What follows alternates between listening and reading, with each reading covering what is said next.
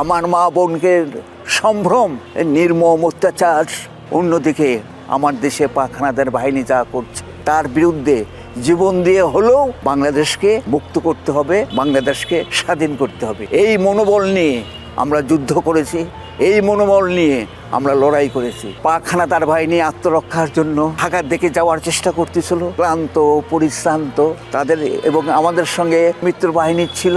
যৌথভাবে একটা লড়াই হয়, সেই লড়াইয়ে পাক হানাদার বাহিনীর অনেকে স্পটে নিহত হয়। স্বাধীনতার 53 বছর আমরা কি সাম্য বৈষম্যহীন একটা বাংলাদেশ আমরা কি পেয়েছি?